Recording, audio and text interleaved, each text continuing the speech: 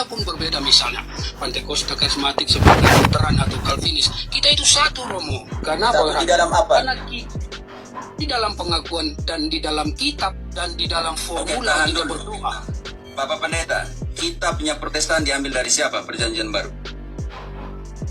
Perjanjian Baru, ya kita kanonisasi lah, kita kembali kepada Diambil dari siapa? Itu sekitar, Jujur saja, dalam sejarah Bapak yang mengenal sejarah tidak akan menjadi Protestan. Kanonisasi kitab suci dibuat oleh siapa? kanonisasi pertama itu sekitar tahun 170 Masehi. Yang kedua 360. Bapak, saya tidak tanya tahunnya. Oleh siapa? Tapi Pak Romo, Bapak Pendeta jujur, kanonisasi kitab suci dibuat oleh siapa? jadi Romo jangan buru-buru dan jangan Bukan buru-buru, jawab Bapak. Kita kalau mau diskusi itu fair ya, kita diskusi itu jujur. Kanonisasi kitab suci dibuat oleh siapa? Makanya saya mau bacakan. Oke, ya. Kalau mau jujur itu kan pada akhirnya di abad ke-15 kita bilanglah singkatnya, kalau Romo nggak mau bacakan dari awal. Bapak, kanon daftar pertama kitab suci itu ditetapkan oleh siapa? 27 kitab suci perjanjian baru. Jangan dulu ke abad ke-16. Jangan dulu ke kanon, jangan dulu ke Konsili Trente. Kenapa tidak Romo bisa arahkan? Bapakku yang terkasih, jawab dengan jujur Bapak Pendeta. Yang benar-benar, ya, tidak. Selebihnya dari si jahat. Bapak Pendeta yang kenal kitab suci. Pengkanonan kitab suci dimulai oleh siapa dan ditetapkan oleh siapa? Ya. Saya coba tadi bacakan dari awal, tapi Romo, Bapak tadi bukan baca dari awal. Bapak Pendeta, tolong jujur yang terakhir kali. Bapak tadi baca tahunnya, bukan oleh siapanya. oke. Kanon pertama itu kan Muratori. Bapak, itu bukan Yang kanon kedua, yang dimasukkan. baru Menetapkan 27 kitab suci perjanjian baru oleh siapa? jadi ini arahnya kemana, Romo? Bapak tadi bilang, ini saya diam. Bapak tadi bilang bahwa kalian punya kitab suci yang sama. Oke, sekarang pertanyaan saya, kitab suci yang sama dimiliki oleh semua denominasi Protestan itu, perjanjian barunya diambil dari siapa? Jadi Romo, supaya tidak bolak-balik ke situ, ya, kita sebagai Kristen Protestan dipelopori oleh Martin Luther dan diteruskan oleh orang-orang yang di bawahnya. Ya kita bikin ambil sajalah dari abad ke-16. Bapak Pendeta, Martin Luther ambil kitab suci perjanjian baru dari siapa? Martin Luther adalah seorang Katolik. Oke. Pertanyaan saya belum dijawab dari tada. Kalau begitu 27 kitab suci perjanjian baru yang Bapak bilang ambil saya dari abad ke-16, dia ambil dari siapa? Tentu tidak menafikan dari pendahulu-pendahulunya. Bapak jawab jujur sebagai pendeta, ya, tidak. Martin Luther, Bapak bilang dari mana? Kalau begitu, Bapak bilang diambil dari Martin Luther. Martin Luther ambil 27 kitab suci perjanjian baru dari siapa? Bapak, ini yang terakhir sudah 6 kali saya tanya nih kan. Saya sudah jawab tadi bahwa Bapak belum, ini saya yang mau saksi. Bapak sudah menjawab. Bapak Pendeta sudah menjawab. Bapak Pendeta jangan buat penipuan di atas room. Muter. coba Romo jawab kalau memang. Oh, kok saya yang menanya kan Bapak yang itu yang tanya balik. Bagaimana di sini Bapak? Jawab dengan jujur Bapak. Protestan menggunakan kitab suci perjanjian baru yang dibawa oleh Martin Luther dari mana Bapak yang terkasih pendetaku? Ada dua sumbernya. Satu Bapak tadi bilang Martin Luther yang bawa. Daftar 27 itu dibawa dari siapa Martin Luther? Martin Luther membawa dua sumber dari Ortodoks dan Katolik. Kalau begitu kitab suci Protestan bukan Protestan punya. Oke? Siapa punya Bapak kalau begitu? Begini. Bapak yang kalau punya- begitu siapa punya? Kita omong Saya kebenaran jawab. pertama, kriteria pertama. Biarkan saya menjawab. Kriteria pertama Bapak bilang punya kitab suci. Protestan ambil kitab suci dari siapa? Oke.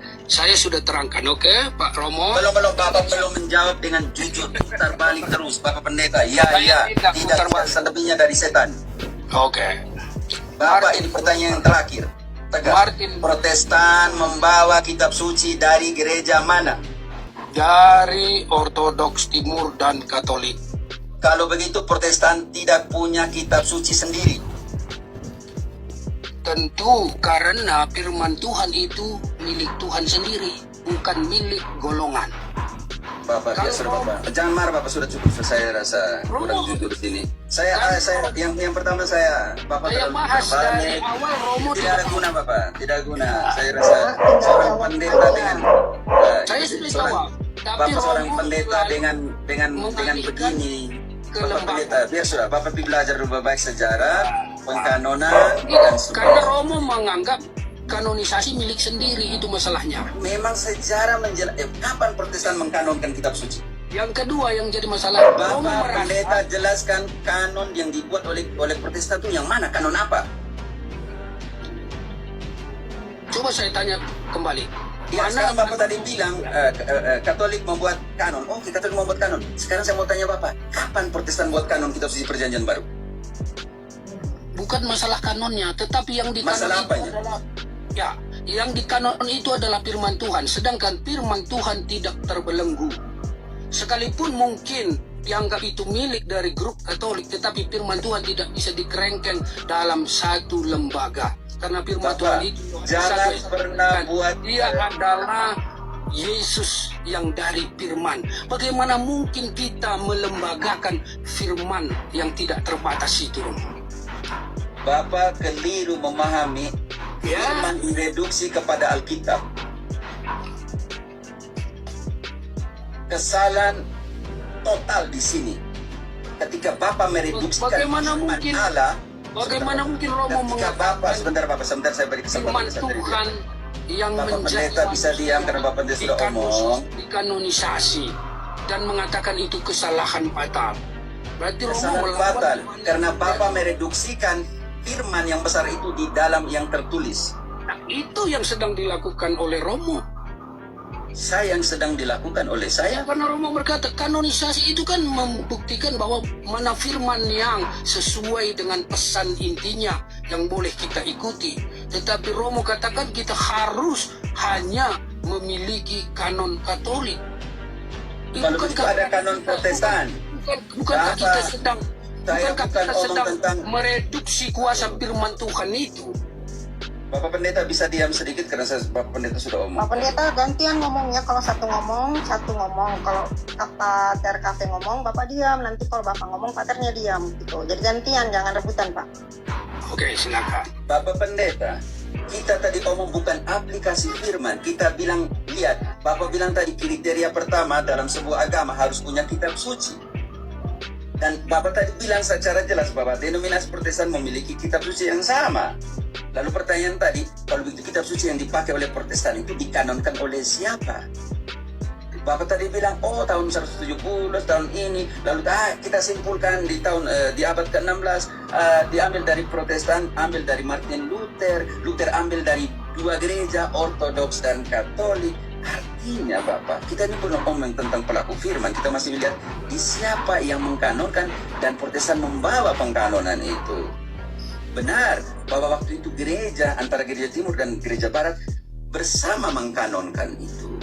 Jadi pertanyaan saya di sini, kalau kriteria pertama dari sebuah agama adalah memiliki kitab suci sendiri, artinya Protestan bukan sebuah agama karena Protestan ambil kitab suci dari Katolik, Bapak. Silakan. Oke, terima kasih. Di sini yang saya katakan bahwa Romo menggiring kepada pola pikir lembagalisasi. Ya, kenapa? Apakah firman Tuhan atau sebuah kitab yang berhasil dikanonisasi akan dibatasi pemiliknya? Buku bisa dibakar. Kanonisasi bisa saja salah, tetapi pesan dari firman Tuhannya tidak bisa dibatasi. Kalau kita hanya fokus kepada lembagalisasi, maka kita akan mulai menilai gereja si A sesat, tidak layak.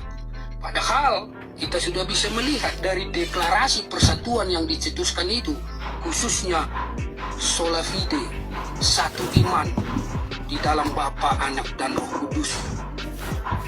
Itu berarti kita tidak dibatasi oleh satu kerangkeng lembaga. Supaya apa? Supaya firman Tuhan itu tidak menjadi inklusif. Oke Bapak, sudah. Sehingga kita Bapak sambung ke sola fide, Bapak kita tadi omong, Bapak saya kan tanya, kita ini agama, Bapak bilang beragama ya, Bapak tadi bilang, makanya kita bilang, kalau begitu buktikanlah kriteria keagamaan. Yang pertama Bapak bilang kitab suci, Bapak bilang kitab suci yang digunakan oleh Protestan itu sama. Oke, sekarang tadi saya tanya, Bapak sendiri sudah mengakui bahwa kitab suci diambil dari Katolik, Ortodoks dan Katolik ya, dalam pengertian itu.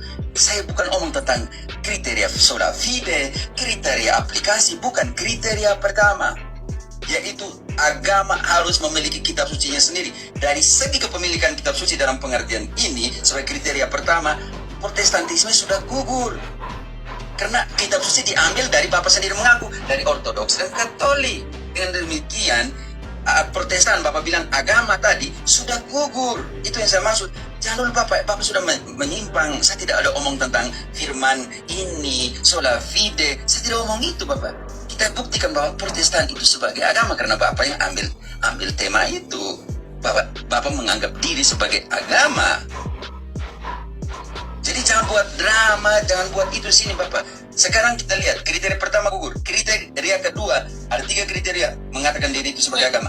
Kriteria kedua sekarang Bapak, jelaskan Protestan di dalam kriteria kedua sebagai agama. Yang satu Jangan dulu ke tempat lain. Kriteria sebagai agama dulu. Saya tidak akan lari dari kriteria sebagai agama. Boleh saya bicara, Romo? Ya, tetapi kriteria kedua tentang keagamaan sebagai Protestan sebagai agama. Yang pertama dulu. Yang pertama kitab suci sudah selesai karena diambil dari Katolik. Selesai. Saya jawab dulu, Romo. Begini, makanya saya katakan dia memberikan statement, tentu kita bisa jawab. Maksud Romo gugur hanya karena mengambil dari Ortodoks dan Katolik maka gugur.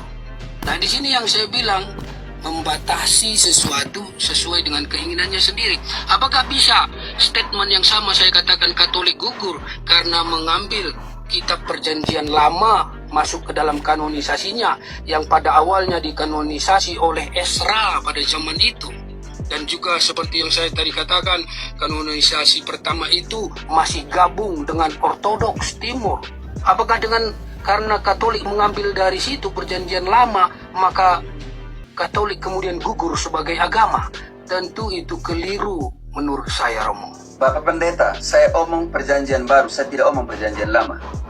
Kan agama tidak hanya sebatas Perjanjian Baru, kitab sucinya. Kalau seandainya Perjanjian Lama diambil dari Yahudi, karena itu menggenapi apa yang dikatakan oleh Ibrani 1 ayat 1 sampai 3. Di dalam zaman nenek moyang kita, Allah berbicara kepada nenek moyang kita melalui para nabi. Dan pada zaman sekarang, Allah berbicara kepada kita melalui anaknya sendiri. Karena itu Perjanjian Baru adalah kepenuhan dari Perjanjian Lama. Tidak akan masalah kita pakai Perjanjian Lama, karena kita butuh yang digenapi di dalam Perjanjian Baru adalah dari Perjanjian Lama. Yang menjadi persoalan di sini, Bapak Pendeta, yang menjadi persoalan di sini, bagaimana Perjanjian Baru oleh Protestan diketahui bahwa itu adalah firman Tuhan, bahwa itu adalah benar-benar firman Tuhan. Dari mana kalian tahu bahwa 27 kitab suci Perjanjian Baru jumlahnya 27? Bagaimana Protestantisme tahu bahwa Matius yang tulis, Lukas yang tulis, Markus yang tulis, Yohanes yang tulis, Lukas menulis kisah para rasul, Paulus menulis 13 surat, dan 7 surat Katolik, 1 Wahyu, 1 Ibrani. Bapak mereka yang Protestani tahu dari siapa? Sepertinya pertanyaan Romo berulang-ulang. Bukan, sekarang Bapak mereka tahu bahwa Matius yang tulis, Bapak tahu dari siapa? Bapak tahu bahwa Matius menulis. Ya tentu kita pelajari, Romo. Ya. Siapa yang beritahu Bapak Protestan bahwa Matius yang tulis? Tentu ada banyak ya surat-surat yang ditinggalkan data-data yang jelas yang bisa kita baca, Romo. Oke. Siapa yang pegang data-data itu? Bapak tidak, Bapak Pendeta. Kita masih ngomong tentang siapa yang pegang data-data itu? Ya data-data tentu kita bisa telusuri, Romo. Siapa yang pegang data-data itu bahwa Matius yang tulis, Markus yang tulis, Lukas yang tulis, Yohanes yang tulis Injil? Jawab, Pak Pendeta, jawab. Ya. Ini Ambil ini. datanya, siapa yang simpan Bapak? Ya ini yang saya bilang bolak-balik tadi kita sudah baca. Bukan bolak-balik Bapak. Kita masih, Bapak bilang saya sudah melanggar kepada Saya sudah arahkan. Saya sudah arahkan kriteria tadi. kedua, Bapak mati-mati di kitab suci. Sekarang Bapak jawab. Bapak Pendeta, kalau itu pertanyaan sangat sulit, saya akan tanyakan di sini. Siapa yang membagi kitab suci dalam bab-bab yang Bapak juga pakai sekarang? Siapa? Yang membagi bab-bab itu, kalau saya tidak salah, salah satu itu juga John Wilde dan Martin Bapak Luther. belajar sejarah lah Bapak. Ya, Supaya Bapak tahu, yang membagi Gini, Romo. bab-bab di dalam kitab suci adalah Kardinal Stephen Langton, Kardinal Swedenborg, ini saya tolong, tahun 1222 sampai dengan 27 sebelum kematiannya 2028. 1228 dia meninggal. Dia telah membagikan di situ. Demikian Bapak, supaya Bapak Jadi, tahu, Bapak tahu, Romo. saudara Bapak. Ya. Bab yang Bapak pakai pembagian itu dibagi oleh Kardinal Katolik. Sepertinya Romo keliru. Waduh, sudahlah Bapak, malaslah. Begini dia. Cok, mana datanya? Yang membagi itu Ini dia, adalah Protestan. Karena kenapa saya bilang John Wycliffe? Karena dia kan pada masa itu sebelum Martin Luther dia sudah bergerak menerjemahkan ya kitab dari bahasa Latin ke bahasa Inggris kuno. Waduh, Kamu Bapak Pendeta, saya potong. Kebenaran sejarah tidak bisa dimain gila. Ya, coba nanti Hanya saja Martin Luther yang membagi bab itu adalah Stephen Langton, Kardinal Swedenborg. Bapak Pendeta, belajar sejarah, minta maaf. begini Romo, sejarah itu sangat luas dan kalau harus dijawab semua pertanyaan Romo, ya tentu ChatGPT yang akan menjawab. Kita manusia ini Saya terbatas. tidak pakai ChatGPT, Papa. Oke, Sejarah ya. Jadi- membuktikan yang membagi bab dan ayat Oke. adalah Stephen Langton untuk pertama kalinya. Yang Jadi membagi ini dia. dalam Bapak, yang membagi dalam ayat dengan struktur yang sama yang dibagi oleh Stephen Langton adalah yang pertama Santos Pagnino, yang kedua Robert Steiner. Jadi begini dia Romo, seperti yang saya tadi katakan singgung bagaimana kanonisasi pertama yang dilakukan Ezra di Kitab Perjanjian Lama. Tentu itu hak dia. Tetapi itu tidak membuktikan juga bahwa karena Katolik ambil dari situ maka Katolik gagal sebuah agama. Oh, jadi Bapak membuat pembanding. Saya hanya bilang satu hal, Bapak. Sesederhana Jangan ketawa, Bapak. Menertawakan kepintaran atau kebodohan, di sini saya tidak tahu. Bapak, pendeta yang terkasih. Saya sudah jelaskan dari tadi, kalau Bapak tidak mengerti, itu gagal paham.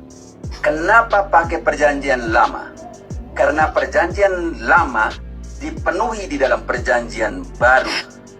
Pertanyaan saya untuk Bapak yang tadi 6 kali pertanyaan. Iya, betul, Protestan Bro. ambil, Tapi maksud sebentar saya Bapak begini. tadi omong saya diam. Perjanjian baru, 27 kitab suci perjanjian baru itu, sebagai orang Kristen, yang adalah kepenuhan dari perjanjian lama, itu dikanonkan oleh Katolik. Protestan hanya ambil kitab yang sudah ada.